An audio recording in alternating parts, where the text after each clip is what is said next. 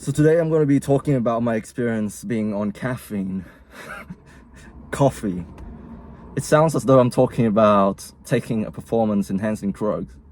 And to be honest, it can be classified as such, because where do you draw the line? Pretty much everything that we take can be viewed as performance-enhancing substances, because it does help you to a certain extent, even if it's just placebo effects, you know?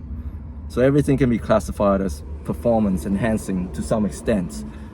And coffee is no exception. What is even natural anymore? I don't think I am natural. I don't think I'm 100% natural. Because everything that I eat, well, pretty much everything is genetically modified to some extent. It's not natural anymore. It's naturally occurring now, but it all went through a process over time, and now it's refined and become the staple in my diet, you know, and also the prescribed medications that I take, you know, for my depression and my psychosis, because I had a mental breakdown episode a long time ago, and now, yeah, I'm just taking it for safety measures and for compliance and monitoring purposes, because I work in an industry in which everything is regulated and you got to be complying to all of these rules, and so I'm not allowed to say that I don't take them. Anyways, yeah, I'm gonna be talking about my experience being on caffeine. Now, I'm the type of guy who can't really take much. I don't take any stimulants at all, because I found that in the past I fall asleep when I take too much caffeine. I'm being completely honest here. Once I drank too much sugary drinks, energy drinks, and I actually fell into like a sort of like a food coma. I got knocked out completely. And I don't drink alcohol either, even though it's not really performance enhancing, but it's a type of mind altering substance. I don't take a lot of those things because I always get the side effects without any benefits, you know? I drank alcohol so that I can loosen up and talk to people, but I ended up losing control, losing touch with reality, and I don't remember anything. So how is that performance enhancing? Anyways, back to the topic. Sorry for rambling. I'm so scatterbrained. This is a side effect of caffeine, you know? I felt so anxious on my drive to the gym. I drank some of that Vietnamese coffee this morning. I didn't eat anything. I've been doing sort of like an experiment in the past couple of days. When I wake up to go to the gym in the morning, I just don't eat breakfast, and I just drank a cup of Vietnamese coffee. You know, those coffee that you brew by putting a fin there and pouring hot water over it, and then it drips down into a cup, and then adding some condensed milk to the coffee. Yeah, it tastes beautiful. But I feel so anxious, you know, like on the way to the gym, my heart was beating. I think it must have been like over 120 beats per minute or something. Like I feel so jittery, so anxious. By the way, when I train, I don't listen to music, because this is the other thing. This is the other thing with performance enhancing substances or assisting devices, you know. I don't do any of that because it doesn't help me. You know, when listening to music, I actually lose my balance, believe it or not. My ears play such a huge role in my balance that I didn't realize it. I was listening to music when I first started out lifting, and I noticed that I always felt a bit off. Like when I walked out on the squats and during the descents, I felt like the bar was rolling off my shoulder. Maybe back then I was a beginner as well.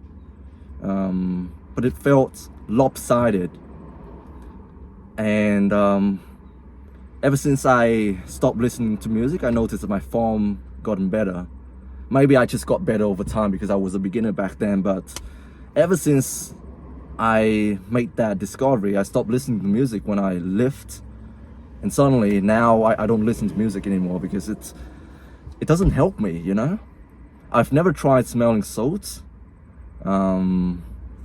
People have advised me that if you've been conditioned to lift a certain way, you shouldn't change it, you know, because that's what's working for you, so you shouldn't change it. So when I go for my max effort attempts, I keep everything the same, you know, like my warm-up, everything the same. You shouldn't change things up.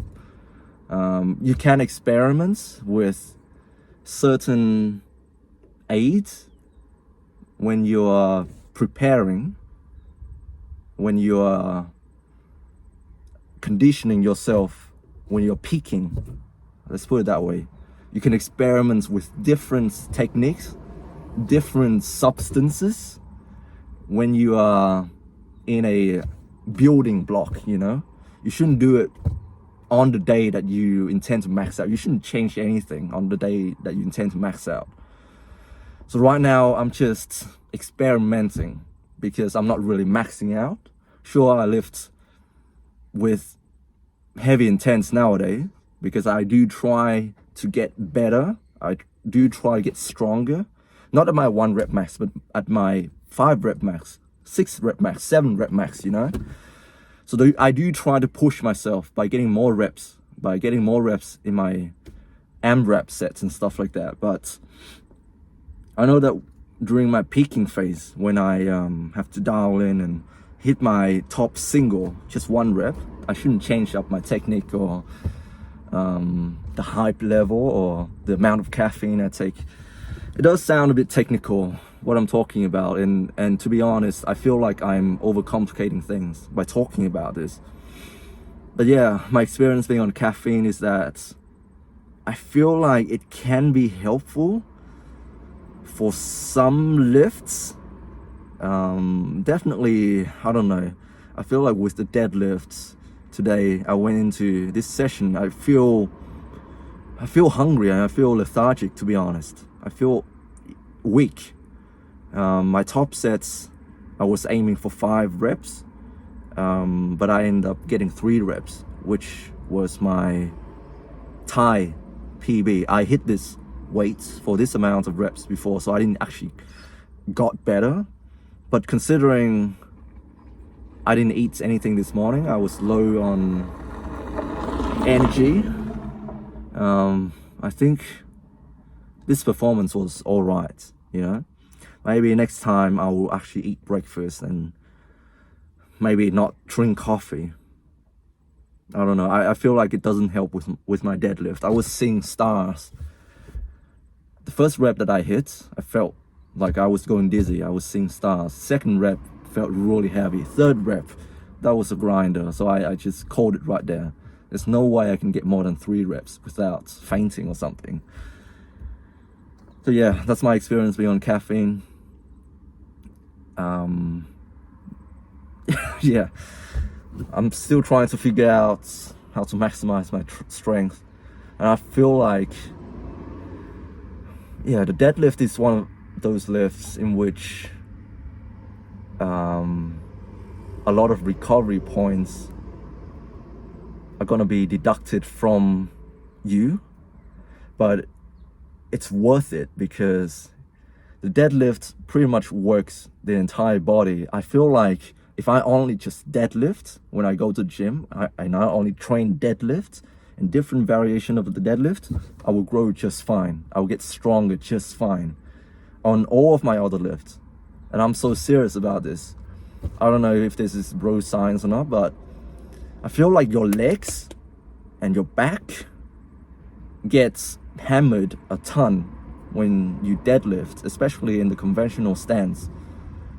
And I feel like your legs and your back, they all have like a very big potential for growth and for strength. You know, you can lift a lot of weight with your back and your legs. So it's a no-brainer to put deadlift in your program. And for some people, you know, like I know some people that only deadlift. The first person that comes to my mind back when I first started lifting weights was Eric Bugenhagen. He's basically an ego lifter. Well, before, like in the early days of his YouTube career, like he only deadlifted, I'm pretty sure, and he grew just fine. Now I don't know if he's natural or not, but I have a strong feeling that he was natural in those early days, and it worked for him. But I'm not a deadlift specialist, let's put it that way. I do have the leverage for it, but I also want to get stronger at the bench press, the overhead press, the squat, all of these other movements as well. Even the pull-ups, the weighted pull-ups. Yeah, I want to get stronger overall. I'm not really a power lifter. Anyways, enough rambling for today. Hope you guys are doing well. Stay strong, God bless, and keep lifting. And I'll speak to you next time.